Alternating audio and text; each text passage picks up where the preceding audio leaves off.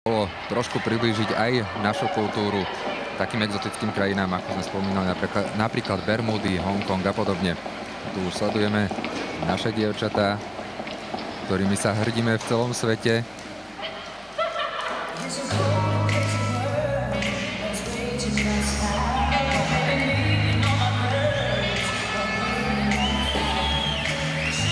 Popri tom, ako budeme sledovať a naše dievčatá, ktoré tancujú na úryvky hudby z filmu Varieté, kde hrala v hlavnej úlohe Cher a Christina Aguilera, tak ja sa zatiaľ spýtam Mojmíra, čo hovorí na ostatné šampionáty, na ktorých sa zúčastňujú, čo sa týka otváracích ceremoniálov.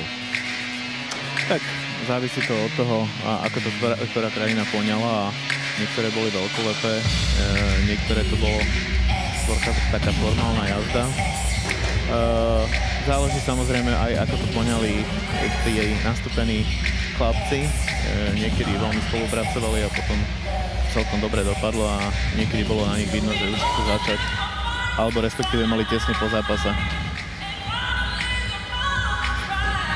Inak ešte by som sa vrátil k tomu charizmatickému Kanaďanovi, pánovi Dominikovi de Jeronimovi. Tak dá sa povedať, že vlastne od nie je to len tým, ale je to hlavne tým, že odkedy nastúpil do čela tej Medzinárodnej hokejbalovej federácie, odtedy tie majstrovstvá sveta získali trošku inú tvár. Jednak na kvantite, to znamená, že zúčastňovali sa 3 majstrovstvá sveta, posledné 16 tímov a teraz je teda 18 tímov, ale samozrejme, že s tou kvantitou prišla aj kvalita. Prezident začínal v podstate ako dobrovoľník zo začiatku a napokon sa to všetko rozvinulo do toho, čo si spomínal. Áno, a on je obrovský nadšenec.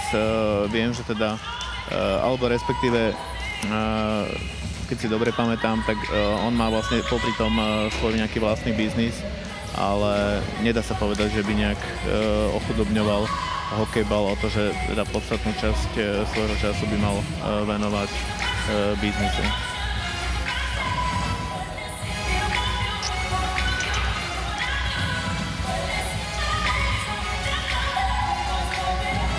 Na Slovensku sú to prvé majstrovstvá sveta od roku 1999, keď sme vo Zvolenie získali zlato, takže už je to pekných pár rôčkov. Kam sa posunul náš slovenský hokejbal medzi tým?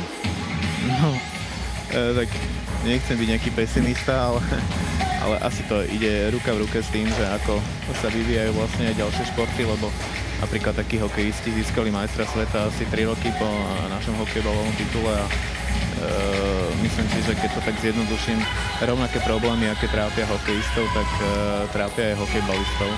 To znamená, že tá kvalita toho kádra je skôr postavená na tých skôr narodených, keby som to tak povedal, a len pozvolna sa vlastne zapracúvajú nejaké nové nastupujúce nádeje alebo talenty, možno, že aj hviezdy. A preto je vlastne často, pokiaľ je tá možnosť, tak je ten slovenský hokejbalový tím doplňaný hokejistami, špeciálne teda v tom veku medzi 20-25 rokov, respektíve v takomto zdravom veku, keď sa dá povedať, že nie je pre nich problém tá atletičnosť tohto športu.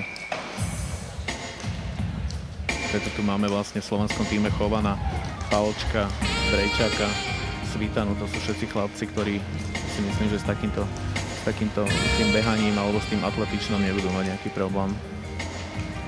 My sme sa posunuli v programe otváracieho ceremoniálu o trošku ďalej, ale môžeme si ešte teda povedať oproti posledným majstrovstvom sveta v Plzni, keď sme získali bronz, vtedy sme išli síce s cieľom získať nejakú medailu, ale už vtedy sa hovorilo po prípravných zápasoch, keď sme s Českom prehrali 3-9 na začiatku roka 2009, že to asi nebude také ružové. Napokon sme ten bronz získali, aj keď sme museli ísť cez baráž ďalej, ale ten tým sa dokázal schopiť.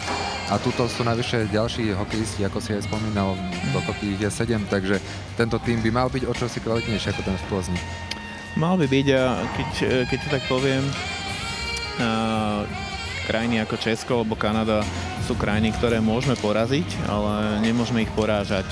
To znamená, že vyskytne sa v nejakej sérii zápas, kde ich zdoláme a musím povedať teda, že v tom 2009 v Plzni semifinálový zápas sa vyvíjal teda mimoriadne pozitívne, sme viedli už 4-2 a nebol ani dosť dlho do konca a nakoniec teda sa to skončilo naopak, to znamená, že Češi vyhrali po predĺžení.